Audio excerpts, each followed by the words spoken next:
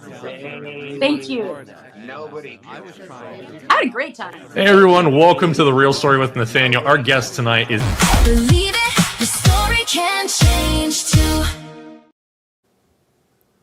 That was an interesting AI intro. We did it. Welcome to the show, Ann Peshka. That was you're a superstar according to AI. I did like it. There's a lot of good animation in there. Hey everybody.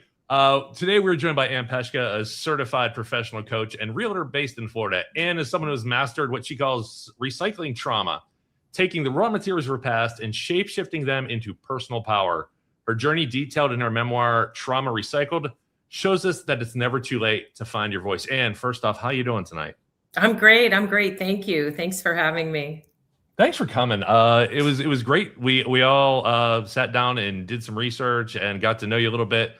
I can't wait to dig in and talk, but can you explain, how did you take the broken tools of your childhood and reshape them into the power you use today?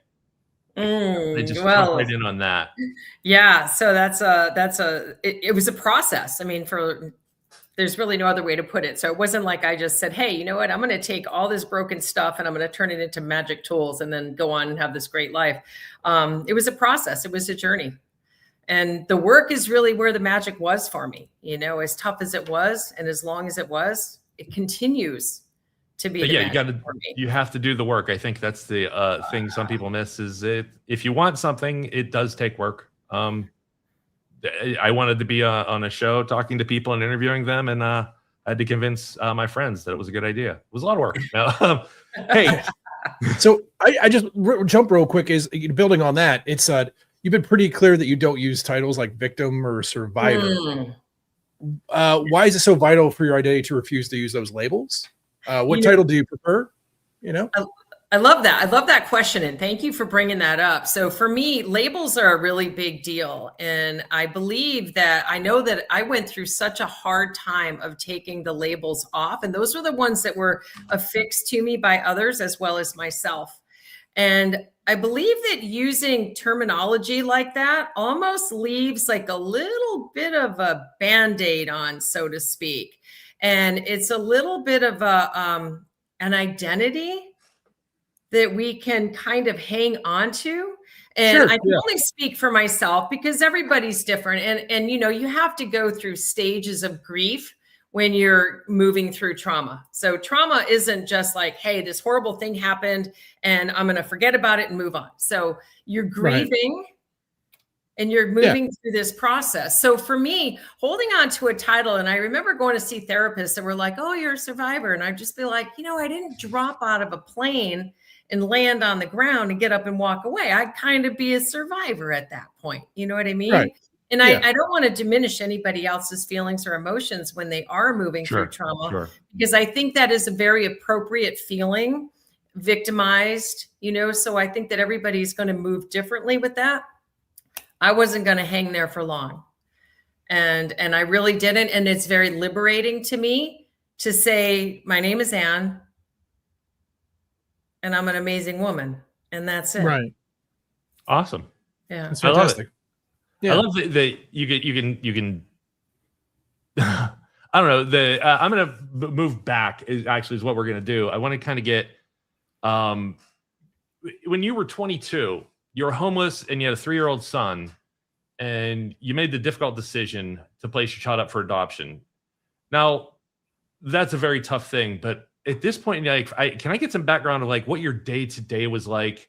How you ended up in this decision, just like if you could do a snapshot of the month or two before that happened, what was your life like and what was the final straw?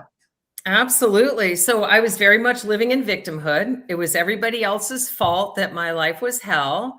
I was drinking. I was in a bad relationship. I was living with my son's father, who's a great guy. So it's not like he did anything wrong. This was how I was showing up to the table. Bad mix for any relationship, right? Sure. So I was the toxin. So I decide to leave and I have nowhere to go. So somehow I thought that was a good idea. And I end up going into the system and they put me into this, welfare motel and also a shelter. So I had different places I was living. But still, in my mind, my life was just horrible and all these bad things were happening to me because the circumstances of my life were just so. So, if the day was terrible or something broke or something went wrong, it'd be like, yep, that's just the way it is. So I was living in chaos and actually thriving in it. Like I used to actually say, I wouldn't know what to do without chaos. And that was really crazy because all I was doing was telling the universe, hey, bring me more. I don't care what this decision means. Exactly. So very desperate, very desolate, very isolated, very kind of the feeling. This is such a really powerful feeling that I had for a very, very long time, is like being swept into an ocean wave that turns you upside down. You don't know which way to go, and it's very hard to breathe.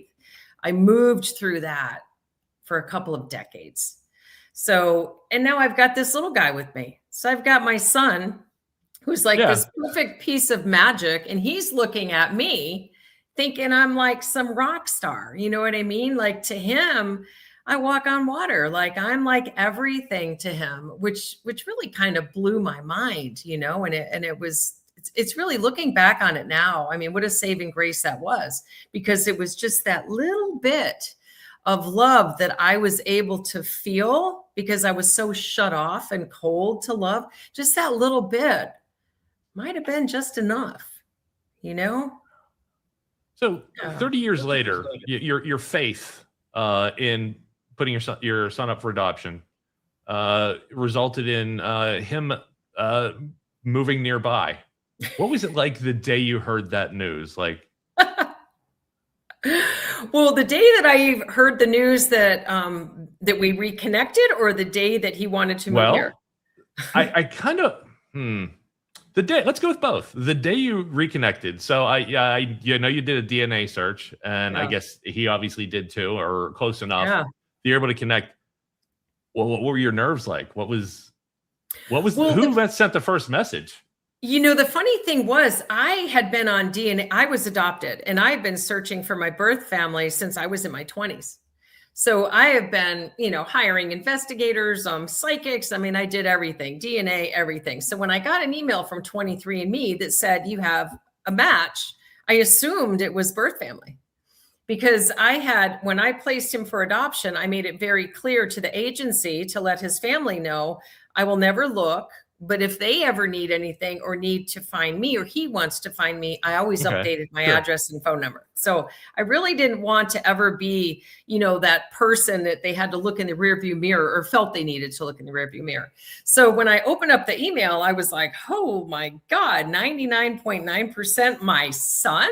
And like, that was really like, I remember sitting there in my living room exactly where I was that day, like, holy shit. Like, how if I ever saw that result, I would act the same way. But immediately took me back, because I was like, what is going on here? So I emailed him through the app, and I said, wow, if you were born on such and such date, I think I might be your birth mom. And he wrote back, I was.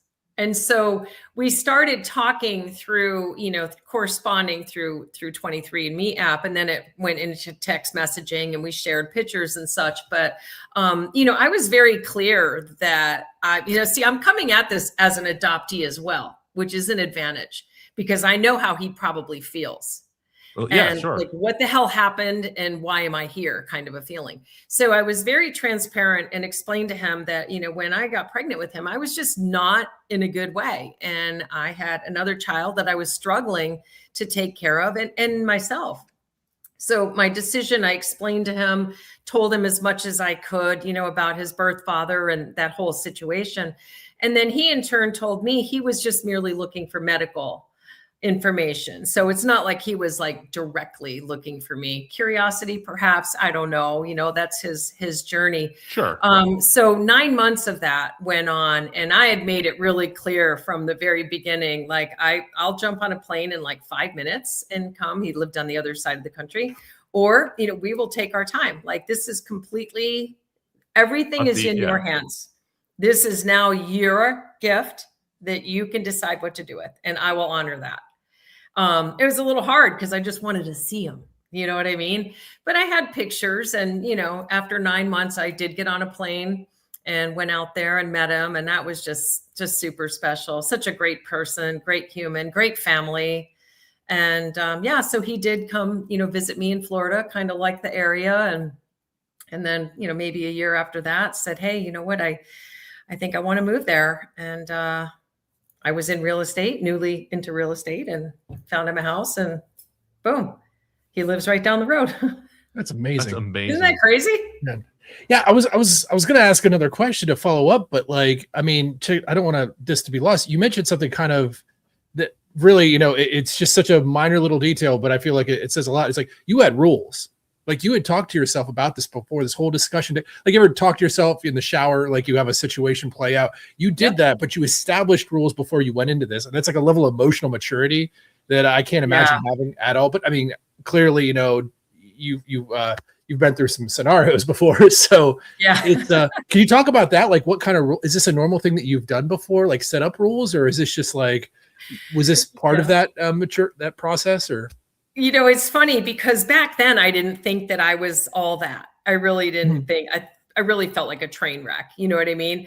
I am the oldest of 8 children. That says a lot, right? So I am the rule maker.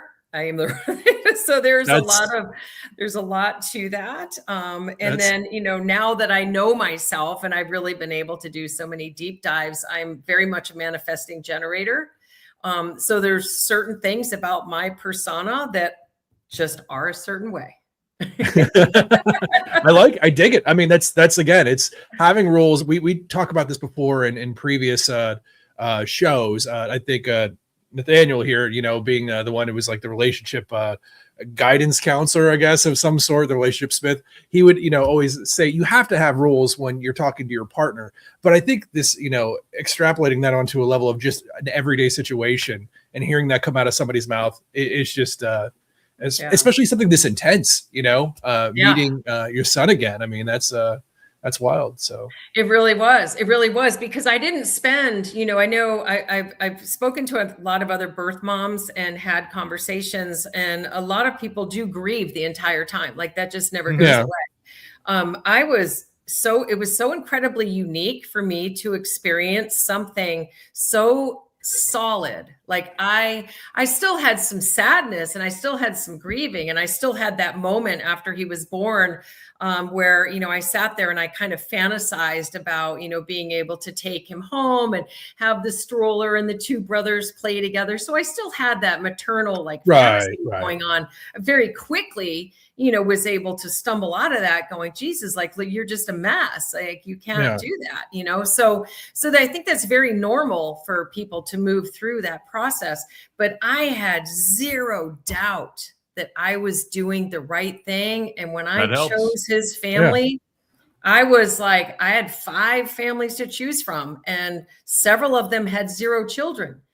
You would have thought I would gravitate towards those folks, you know, but his parents already had adopted 2 siblings.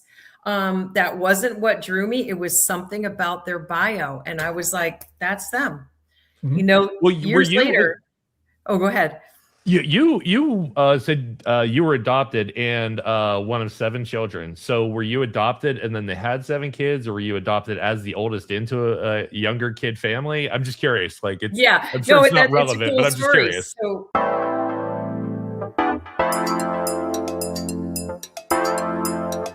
have a great one. Thank you, everybody. Have a wonderful night. Be safe out there. Treat each other well.